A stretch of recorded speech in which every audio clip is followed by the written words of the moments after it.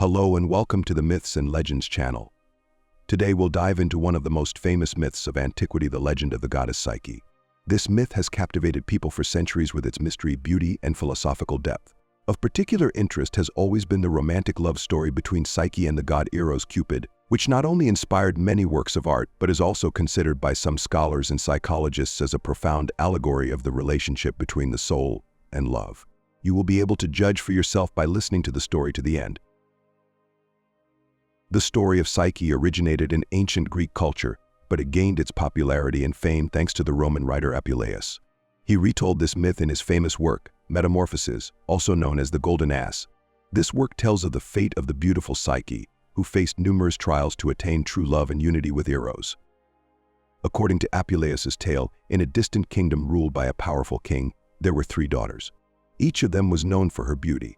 But the youngest, Psyche, was so beautiful that even the most refined words and admiring reviews couldn't capture her charm. Psyche's name symbolized the soul, and this connection with spirituality permeates the entire myth. Psyche possessed such astonishing and indescribable beauty that her charm was beyond ordinary words. People from her native country, and even from distant lands gathered, hearing tales of her otherworldly attractiveness. When they saw Psyche, many bowed before her as if before a deity, worshipping her as if she were Aphrodite herself, the goddess of love and beauty. Rumors of her divine beauty spread so widely that people began to regard Psyche as the embodiment of Aphrodite herself, descended to earth from Olympus. Because of this, pilgrimages to Aphrodite's temples located in Cyprus, Cnidus, and Cythera ceased. The sacred places where sacrifices were once made and prayers were offered to the goddess became empty.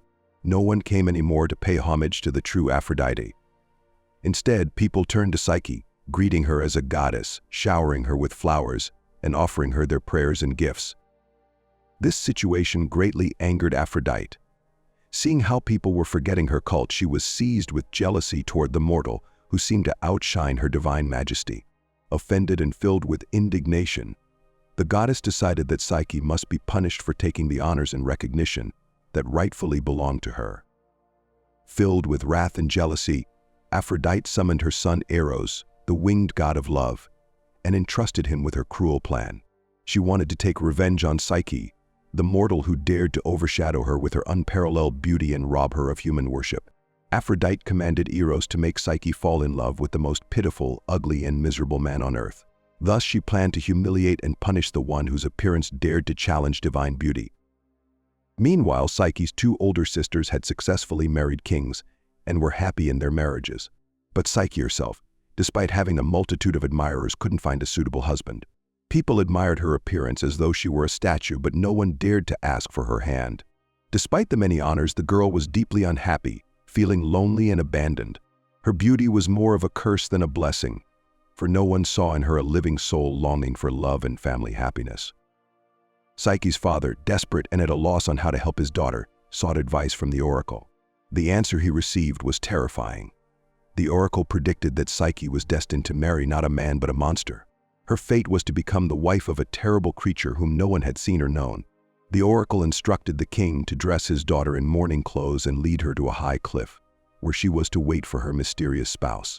Her father, overwhelmed with grief yet compelled to obey the will of the gods, carried out this dreadful prophecy.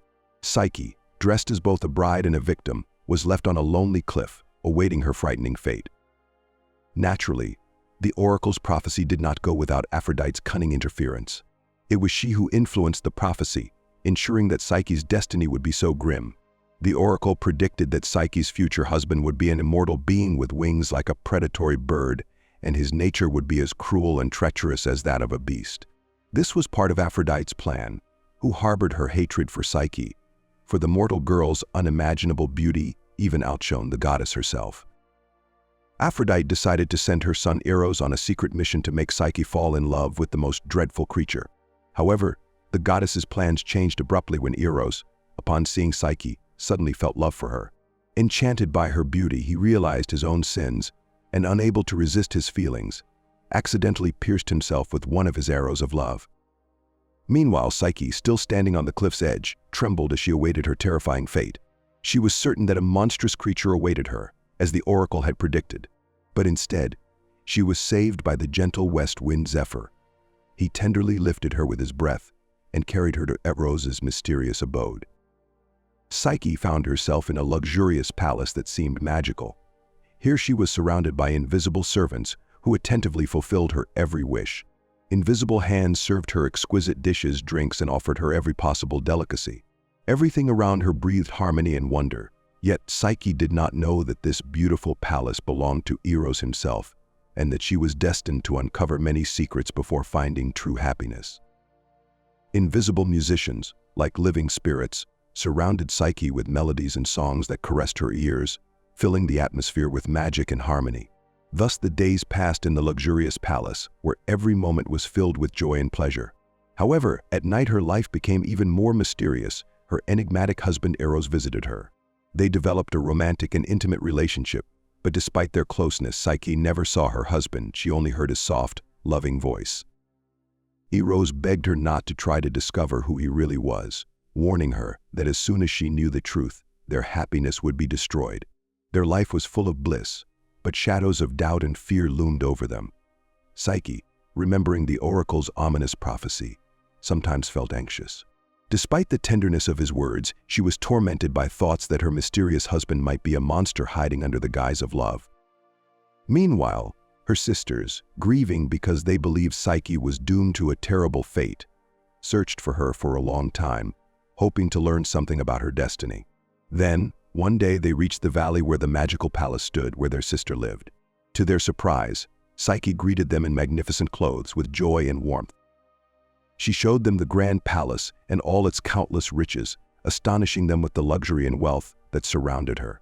The sisters could not believe their eyes, seeing the splendid conditions in which Psyche lived, who seemed to have escaped the dark fate the oracle had predicted. But despite the external prosperity, Psyche continued to be troubled by inner doubts.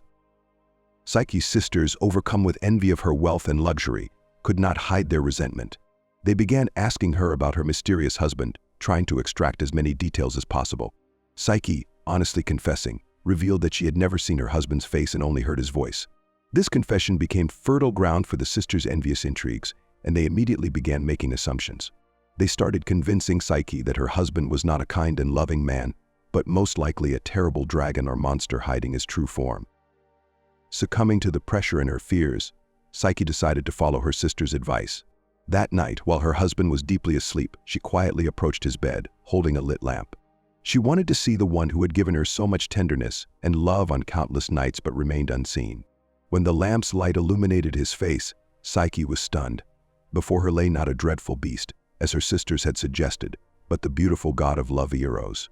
His beauty took her breath away, and at that moment her love for him only deepened. Enchanted by what she saw, Psyche could not resist and leaned down to gently kiss her sleeping husband. But her carelessness played a cruel trick. A hot drop of oil from the lamp fell on Eros' shoulder, causing him pain. Waking from the burn, Eros immediately realized that Psyche had broken his prohibition. Hurt and disappointed, he spread his wings and flew away, leaving Psyche in despair. Psyche, overcome with grief, chased after her husband, but all her efforts were in vain. No matter how much she loved Eros, she could not undo her mistake, for she had broken her promise. Eros was already far away, having returned to Olympus, where his wounded shoulder was tended by his mother Aphrodite.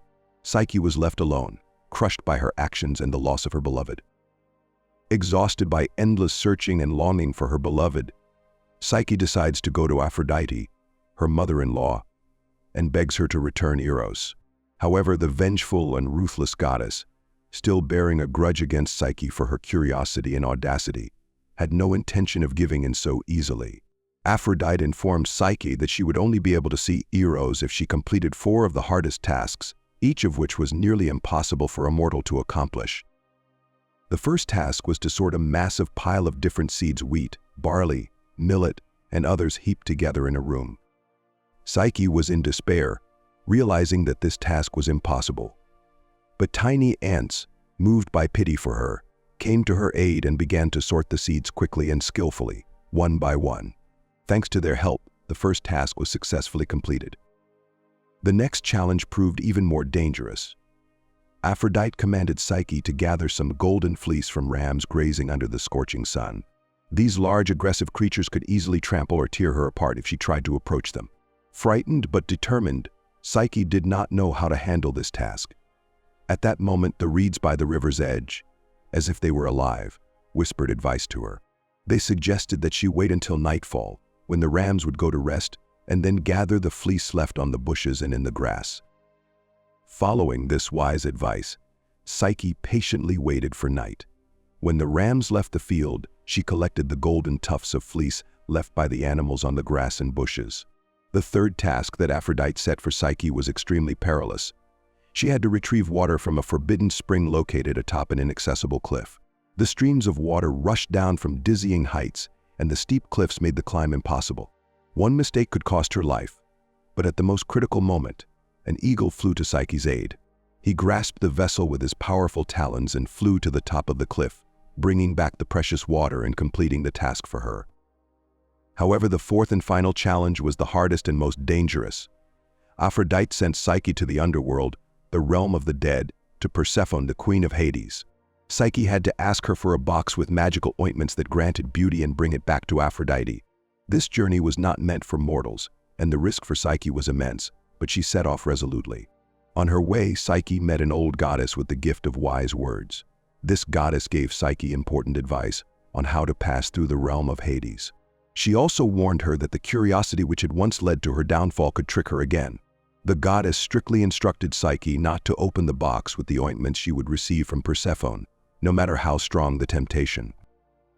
Following the advice she received, Psyche managed to bypass many obstacles on her path. She lulled the fierce three-headed dog, Cerberus, who guarded the entrance to the underworld, by giving him a cake with magical honey, allowing her to pass by the guard. Then she crossed the river of the dead on Charon's boat, paying him with a coin to pass through the dark waters and reach Persephone's palace. Now Psyche was on the verge of completing her final and most dangerous task. Finally, after all the hardships, Psyche, through cunning and charm, received the coveted box of magical ointments from Persephone. She successfully returned to the earth, but forgetting the warnings and succumbing to temptation, decided to open the box, hoping to gain this beauty for herself. However, instead of the promised gifts, a thick mist emerged from inside. Psyche did not realize that the box contained the spirit of sleep, Hypnos. Inhaling this mist, she immediately fell into a deep, unbreakable sleep, exhausted after her long wanderings and trials. Meanwhile, Eros, having healed from the burn caused by the drop of hot oil, finally escaped from the care of his mother, Aphrodite. He set out to find his beloved. Finding her in an unconscious sleep, Eros gently touched Psyche with his arrow, bringing her back to life and freeing her from the sleep spell. Awakening, Psyche was reunited with her husband, and he reassured her, promising to resolve all issues with the gods. He instructed Psyche to return the box of ointments to Aphrodite while he took on the rest of the efforts to save her. Following this, Eros appealed directly to Zeus himself, requesting permission for their marriage. The Thunderer, moved by their story, gave his blessing. He granted Psyche immortality, making her one of the goddesses of Olympus, forever integrating her into the pantheon of gods. This union of love and soul was marked by the birth of a daughter named Voluptas, the goddess of pleasure, for only when soul and love unite can they create true happiness and joy. Psyche had to focus on completing the tasks and not allow herself to be distracted from her goal. As mentioned earlier, Psyche's name translates from ancient Greek as soul. Based on this, her adventures can be seen as a symbolic myth about the human soul. Psyche's curiosity is a metaphor for the soul's innate drive for knowledge and exploration. However, because of this instinct, the soul can wander the earth, losing its pursuit of the higher, the good, and the beautiful. In search of these values, Psyche completes many difficult tasks and undergoes a series of trials. These trials can be likened to the process of soul purification, much like fire purifies metal by removing impurities. Each of her actions is a step on the path to spiritual perfection, and each trial brings her closer to finding truth and inner balance. Ultimately, the soul, like Psyche, descends into dark depths, facing the forces of death, but emerges purified and renewed. After passing all the trials, she finds her immortality and earns a place among the gods, symbolizing the achievement of the highest state of spiritual perfection. Psyche's story teaches us that a soul seeking knowledge, love, and truth will inevitably face difficulties and trials. But only by overcoming them can it achieve immortality in a symbolic sense, eternal happiness and harmony. Share your thoughts about the video in the comments and subscribe to the Myths and Legends channel so you don't miss new videos. Thank you for watching.